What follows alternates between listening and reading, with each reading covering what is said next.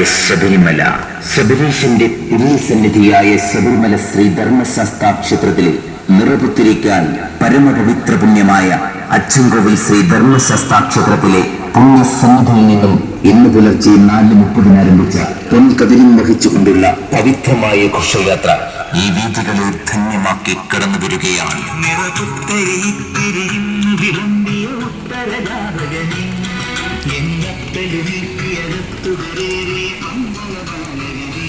സമീപനായി അച്ചൻകോവിലിൽ കല്ലുകടത്തിനായി വിശ്വസം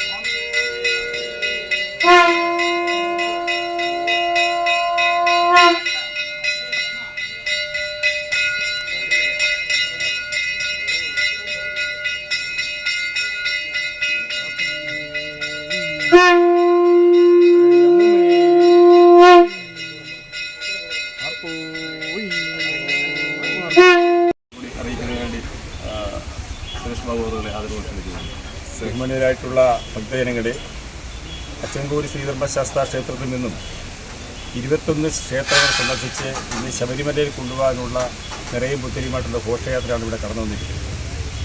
തെങ്കാശിയിലെ ACS Guruswamy ഹരിസ്വാമിയുടെ നേതൃത്വത്തിലുള്ള ഭക്തജനങ്ങൾ കഴിഞ്ഞ 5-6 വർഷക്കാലമായി അച്ചൻകോവിൽ ക്ഷേത്രത്തിൽ എത്തിച്ചേരുന്ന നിറകതിർ അവിടെ ക്ഷേത്രോപദേശ സമിതിയുടെ നേതൃത്വത്തിൽ എല്ലാ ഒരുക്കങ്ങളും നടത്തി ഇന്ന് രാവിലെ 4:30 ബഹുമാനപ്പെട്ട കേരളത്തിൻ്റെ തിരുവിതാംകൂർ ദേവസ്വം ബോർഡ് പ്രസിഡന്റും ബോർഡ് മെമ്പർ അജിത് അടക്കമുള്ളവർ അവിടെ എത്തിച്ചേർന്ന് ആദ്യമായിട്ടാണ് അങ്ങനൊരു ചടങ്ങ് നടക്കുന്നത്. അങ്ങനെ വളരെ ആഘോഷത്തോടു കൂടിയാണ് ഞങ്ങൾ അവിടെ നിന്ന് ഈ ചടങ്ങ് ആരംഭിച്ചു വന്നത്. അതോടൊപ്പം തന്നെ വിവിധ ക്ഷേത്രങ്ങളാണ്, എല്ലാ ക്ഷേത്രങ്ങളിലും നല്ല ജനത്തിരക്കോടുകൂടി തന്നെ ഈ ഘോഷയാത്രയെ സ്വീകരിക്കുകയാണ് ഉണ്ടായിട്ടുള്ളത്.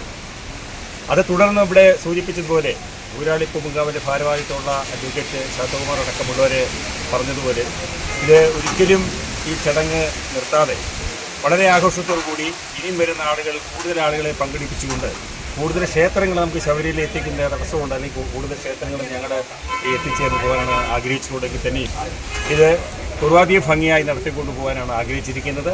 ഇന്ന് രാവിലെ ഞങ്ങളുടെ അച്ചൻകോവിലിൽ നിന്ന് തിരിക്കുമ്പോൾ നല്ല പ്രകൃതി നമ്മുടെ അന്തരീക്ഷവും ഈശ്വരൻ നമുക്ക് നൽകുകയും അപ്പോൾ തന്നെ ഒരു ചെറിയ കാറ്റിൽ ഒരു മരം വീണുകൊണ്ടൊരു ചെറിയ തടസ്സമുണ്ടായി. അതുകൊണ്ട് ചെറിയ താമസം നേരിട്ടു.